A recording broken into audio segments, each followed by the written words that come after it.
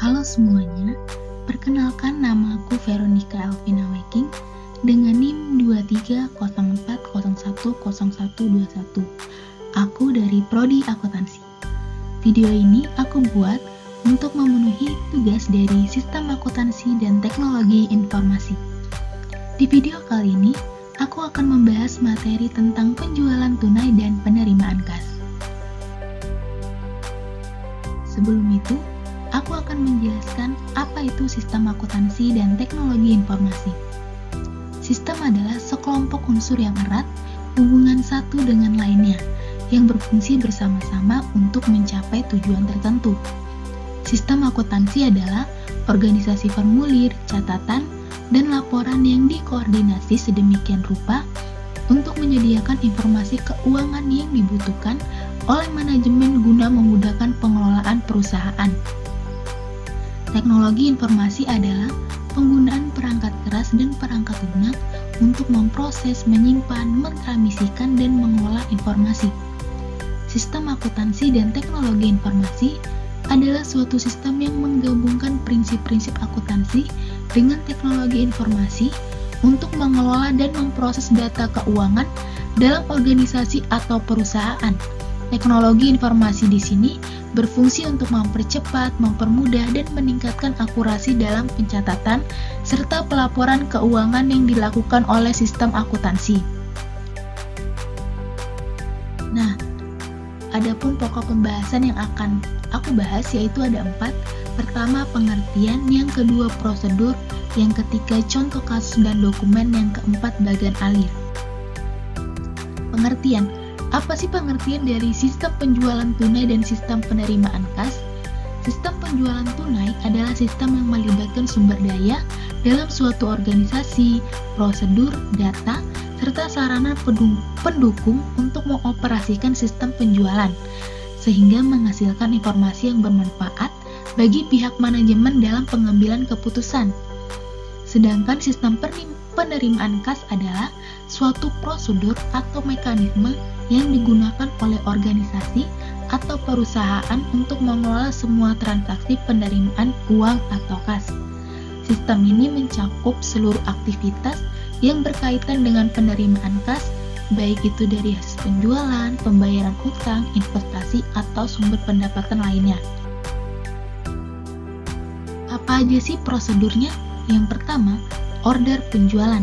Dalam prosedur ini, fungsi penjualan menerima order dari pembeli dan membuat faktur penjualan tunai untuk memungkinkan pembeli melakukan pembayaran harga barang ke fungsi kas dan untuk memungkinkan fungsi gudang dan fungsi pengiriman menyiapkan barang uang akan diserahkan kepada pembeli. Yang kedua, penerimaan kas. Dalam prosedur ini, fungsi kas menerima pembayaran harga barang dari pembeli dan memberikan tanda pembayaran berupa pita register kas dan cap lunas pada faktur penjualan tunai kepada pembeli untuk memungkinkan pembeli tersebut melakukan pengambilan barang yang dibelinya dari fungsi pengiriman. Yang ketiga, penyerahan barang. Dalam prosedur ini, pengiriman hanya menyerahkan barang kepada pembeli. Yang keempat, pencatatan penjualan tunai. Dalam prosedur ini, fungsi akuntansi melakukan pencatatan transaksi penjualan tunai dalam jurnal penjualan dan jurnal penerimaan kas. Di samping itu, fungsi akuntansi juga mencatat berkurangnya persediaan barang yang dijual dalam kartu persediaan. Yang kelima, penyetoran kas ke bank. Dalam prosedur ini, fungsi kas menyetorkan kas yang diterima dari penjualan tunai ke bank dalam jumlah penuh. Sistem pengendalian internal terhadap kas mengharuskan penyetoran dengan segera ke bank semua kas yang diterima pada satu hari. Yang keenam, pencatatan penerimaan kas. Dalam prosedur ini, fungsi akuntansi mencatat penerimaan kas dalam jurnal penerimaan kas berdasar bukti setor bank yang diterima dari bank melalui fungsi kas. Yang ketujuh, pencatatan harga pokok penjualan. Dalam prosedur ini, fungsi akuntansi membuat rekapitulasi harga pokok penjualan berdasarkan data yang dicatat dalam kartu persediaan. Berdasarkan rekapitulasi harga pokok penjualan ini, fungsi akuntansi akuntansi membuat bukti memorial sebagai dokumen sumber untuk pencatatan harga pokok penjualan ke dalam jurnal umum. Nah, selanjutnya yaitu contoh kasus. Toko sepatu masa depan menjual 10 pasang sepatu secara tunai kepada Nyonya Kenangan Lama dengan total nilai 5 juta rupiah pada tanggal 2 Januari 2024. Yang pertama, prosedur order penjualan. Nyonya Kenangan Lama mengajukan pesanan kepada toko sepatu masa depan.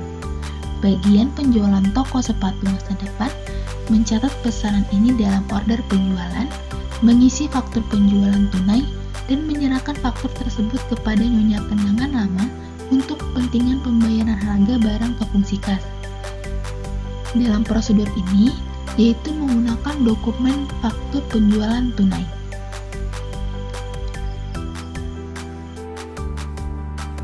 Yang kedua, prosedur penerimaan kas.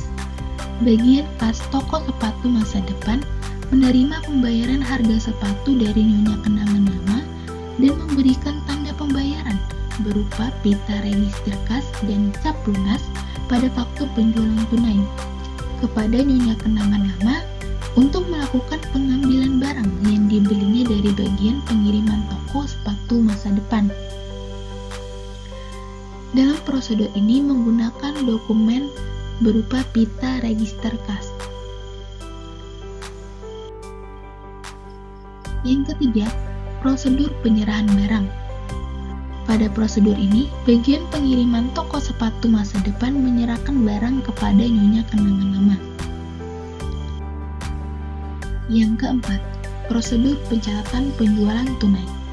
Bagian akuntansi toko sepatu masa depan melakukan pencatatan transaksi penjualan tunai 10 unit sepatu dalam jurnal penjualan dan jurnal penerimaan kas. Di samping itu, bagian akuntansi toko sepatu masa depan juga mencatat berkurangnya persediaan sepatu yang dijual dalam kartu persediaan. Dalam prosedur ini menggunakan dokumen yaitu Bill of Lading. Yang kelima, prosedur penyetoran kas ke bank. Bagian kas toko sepatu masa depan menyetorkan kas yang diterima dari penjualan tunai ke bank dalam jumlah penuh. Dalam prosedur ini menggunakan dokumen faktur penjualan COD.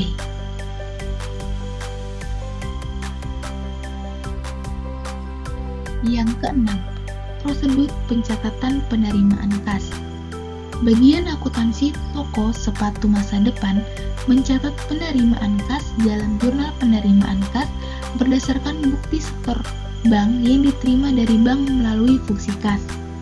Dalam prosedur ini menggunakan dokumen bukti setor ke bank. Yang ketujuh, prosedur pencatatan harga pokok penjualan. Bagian akuntansi toko sepatu masa depan membuat rekapitulasi harga pokok penjualan berdasarkan data yang dicatat dalam kartu persediaan. Berdasarkan rekapitulasi harga pokok penjualan ini, fungsi akuntansi membuat bukti memorial sebagai dokumen sumber untuk pencatatan harga pokok penjualan ke dalam jurnal umum. Dalam prosedur ini menggunakan dokumen yaitu rekap harga pokok penjualan.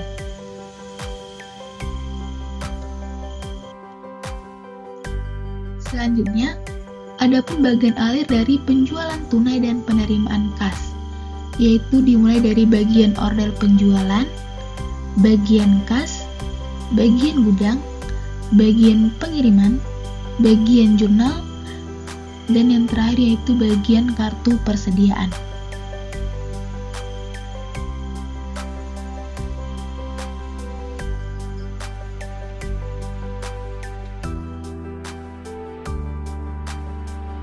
Selanjutnya, yaitu kesimpulan dari penjualan tunai dan penerimaan kas.